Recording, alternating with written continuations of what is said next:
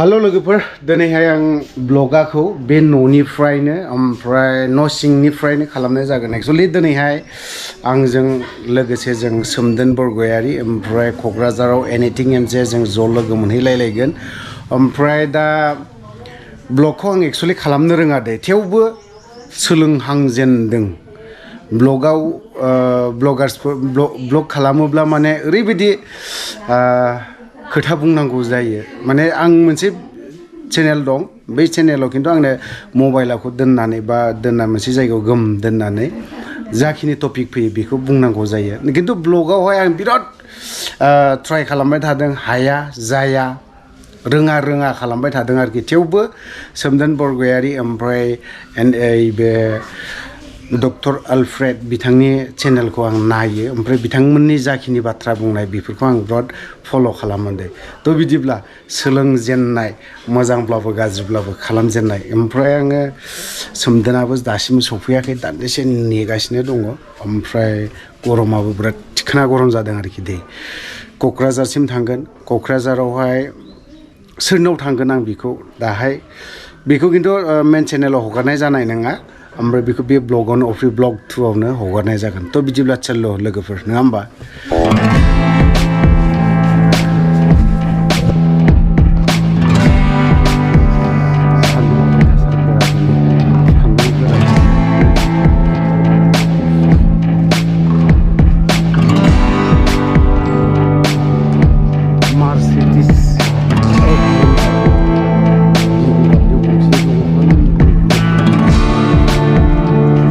BMW नेनानै दं BMW जों होलांनोसैलाय दिनै आरोबाव माने BMW बसो दङ नायनो हागोन आच्छा बिराद गोबाव जाबायमोन ओइ BMW दा BMW मैदेरनि नङालै माने बे जाहैबाय BMW नामा औ ओमफ्राय काभारासो दे काभारा दस्रा खिन्थु इन्जिना BMW नि आरो BMW नि खिन्थु सिं बहा थांदों ओंखारदों क'क्राझार औ माने हटेलावनो आलासि जागोन दिनैहाय थ' बिदिब्ला लोगोफोर जोङो सोमदोन दंफायो जों सोमदोना खोन्थाखाबाय बहा थांगोन ओमफ्राय थ' बिदिब्ला थांबाय थानायसै दाना सफैलायबाय कारिगावआव जोङो माबाफोर जालांगोन नामा जेबोथ' जाया फैसा गैया दा नोंनावबोथ' जिर' आंनावबो जिर' दा नै बेजों एसे हाबलांनोसै कारिगावनि अबस्था दाखालि मोनसे फ्लेग बायदिसिना खोन्थाना दासिमबो दङ बे जायगायाव एक्सुवेलि मा थांनांगौमोन बेयावहाय बै मा मुर्तिया बेयो जोंनि BTR नि मेन सेन्टार जायगायाव हाबनाय जायगा बे कारिगावआ हाबनाय लोगो लोगो बेवहाय जोंहा बर'नि मोनसे जोहोलावनि नेरसोन खालामनानै दोनदों जाहाथे मोनसे बै बर'नि सेन्टिमेन्टआ हाबनाय बायदि नाथाय बिनि साखाथि फाखाथियावदि फिरफिलाफोरसो थुनानै दोनदों अब्ला हाबनाय लोगो लोगो मा नुगोन बे जायगायाव माने पलिटिक्सजों बुंफबनाय बे फिरफिला थुनायफ्रा नैबेखौसो फोरमायबाय आरो नंगौना नङा नंखागौ बेनो दा बावहाय मा थानांगौमोन साखोन सिखोन थानांगौ बे मोनसे गोथार जायगा जों दिनैहाय बर'नि बिफा मा होनोमोन उपेन्द्रनाथ ब्रह्म बर'फा उपेन्द्रनाथ ब्रह्म जों बर'नि बिफा होननानै बुङो दा नैबे जोंनो बिर जोहोलाव बिनि जायगायाव माबायदि ओरैबायदि साखोन सिखोन थानांगौ बिबार बारि बेफोरबायदि जानांगौमोन खिन्थु बावहाय मा पलिटिक्स फोरनि पार्टिनि फिरफिलाजोंसो बुंफबनानै दङ जि गैयाथाय साइडआव पार्टिनि अफिसखौनो लुनानै दोनमोन BPL खौबो BPF खौबो कंग्रेसखौबो गासैबो पार्टिनिखौ नङा होमबा अब्लाना साबसिन जागौमोन बयबो गेदारिं जागोन सिगारेटनो जौ बथलनो माहायो गासिबोथ' थाजोबगोन नङा जों बे बिर जोहोलाव मा नाममोन जोहोलाव दैमालुखौ जोङो असनमान खालामनाय जागौ ओरैनो जों बिर जोहोलाव दैमालुनि सावा नांदों नामा होननानै बुंबाय थायो नङा होमबा बेफोरबायदि थ' लोगोफोर जोङो एसे नुनायखाय बेखिनिखौ जों रायजोफोरनो एसे शेयार खालामनाय जाबाय थ' बिदिब्ला जों बबे थांखियाव थांनो नागिरदों बेसिम थांगासिनो बिदिब्ला फैयै जोङो दा सफैलायबाय तिनालि बाजार ना तिनालि दा हेल' नङालै दा जोङो नै गोरबो बिखानिफ्राय गोरबो बिखा गोरबो बिखानाव मा मोनजाखोथाय जेबो मोनजायासै बिनाव मा बिराद गिदिर ब्लगार ना बिसोरथ' माने सेलिब्रिटि नोंसोरो जेबो खबर गैया मा गैया आं दासो सिखारजों बे समाव फैबा मौ मोनजादों आं जाखांबाय नै जायखिजाया नै बिजोंबो सासे दङ सेलिब्रिटि ना मा ब्रिटि आंखौथ' पेन गानफुबाय थानो लंपेन्ट गानफुनायावनो भिडिअ लाफैदों बे मोनसेल' थायाब्रा फंबाय बे मोनसेल' माबा थाया नों सिगाङाव गाखोथ' उनाव जिरायोबा बियो गोबायो थारमाने दा दे ओमफ्राय दा बिनिफ्राय नैबे गोरबो बिखा थानाय जायगानिफ्राय जोङो दाउथुब बिखा जायगायाव थांगोन जोङो बे दाउथुब बिखा माने मेन क'क्राझार टाउनाव थ' बिदिब्ला चल्लो आरो जों मेन टाउन क'क्राझारनि दाउथुब बिखा ना मा बिखा बे जायगायाव मोनफैबाय ओमफ्राय दा नै बिसोरो जानोसो फैदों दे सानैबो ओमफ्राय दा हायना ना मायना आं जासुला नों अनसुला नै बियो लोंख्रुबग्रा जेबो नङा बेयो लोंख्रुबग्रा बे हायनास्रिनो मास्रि बा हायनायाव हायजालांनायसो एसे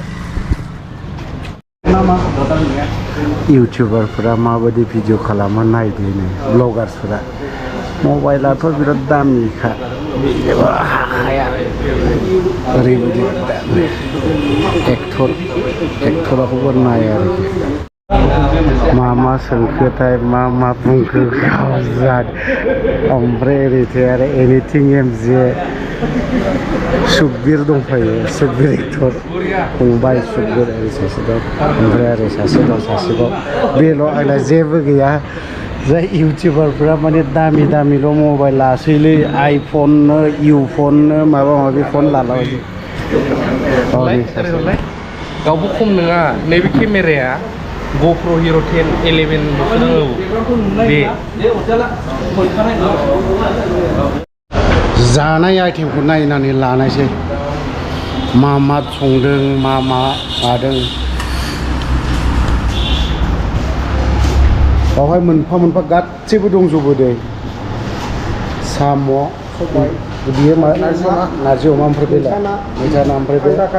ओमफ्राय पनिर ओमफ्राय ना बयल ओमफ्राय अमा बयल ओमफ्राय नैबे ना ग्रेभि ओमफ्राय बे जाबाय हांसो बे मोनसे जाबाय दाउ अमा खाजि खुसिया एम्फौ लाथा अमा आरो मोनसे जाबाय बोरमा दा गासैबो नोंसोरो नुजोब्बाय जानांगौ एक्सुवेलि आंनि थाखाय बेवहाय ओंख्रिया रासिन स्पेशेल जादों होननानै बुङोबा मोननै जिनिसा दे रासिन होननानै बुङोबा नैबे बे अमा रुनाय खारन जोङो बिदि अमा रुनायखौ जों बै समाव हाग्रायाव थानाय समाव गोबाङै जाबोयोमोन ओमफ्राय ना रुनाय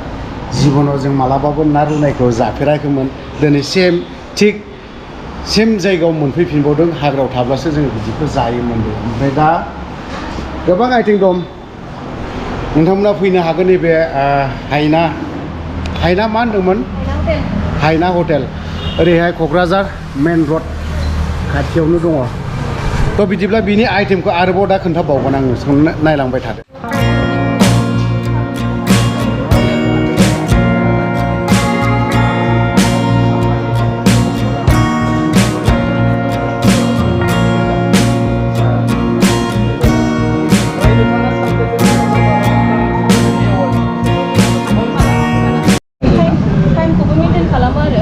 आवार्सनि गेजेराव बिदिनो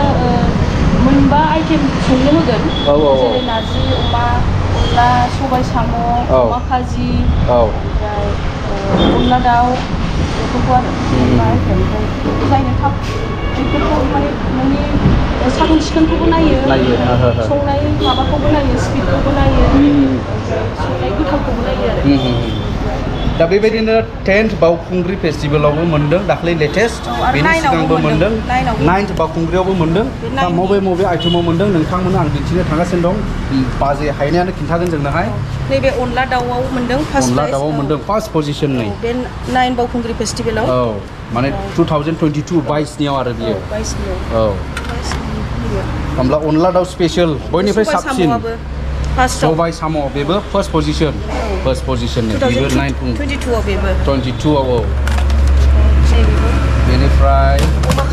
नैबे अमा खाजि जोंनि बर'नि मेन खायद अमा खाजि बेबो 2022 मोननाय बेनो आरो दंबावो बिदिनो नै मा आइटेमाव दङ बेफोरबायदिनो गोबां मोनदों आरोखि सार्टिफिकेट गोबां मोनदों अनला संनाय अनला सबाय साम' बायदि रोखोमनि ना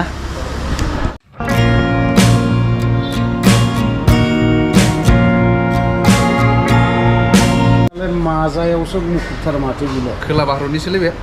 खोला भारतनि नों होथारदोंसै जाथ'वाखै र' बै ट्राइबेल फुडखौहाय दा जागोन ट्राइबेल फुडाखौ ओमफ्राय नोंहालाय बेनो सेम बे ओंखामखौ बारा जाया गरनैल' जायो अमा उदै देरोना ससेल' जागोन नालायदो दाना सफैजेनबाय हायना हटेलनि पापर ओमफ्राय फिसा बाथोन आलु दिंखिया ओमफ्राय थाइबें मोनफैला जोब्बाय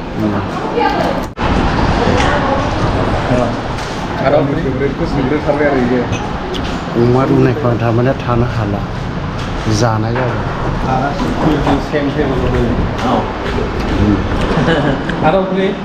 खै मिनिटाव जाजोबनांगौ बेखौलाय 5 मिनिट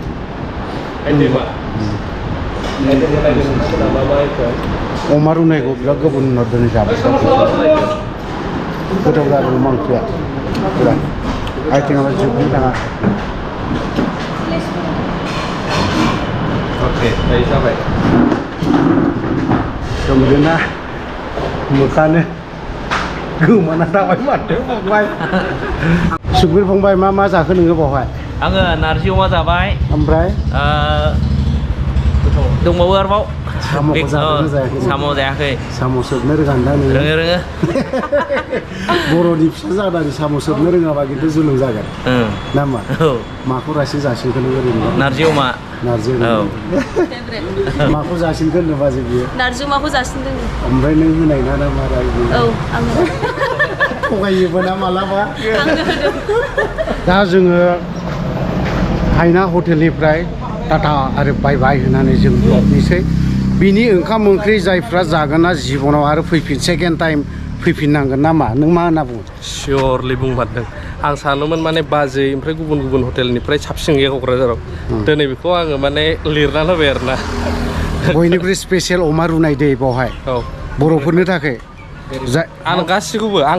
टेस्ट खालामजोबखादों नोंथ' मोननैसो दोनबावदोंसो A to Z ओमफ्राय दा नैबेबो थांनांसिनो दे फंबाय दा जाय हटेलाव बे हायना हटेल ना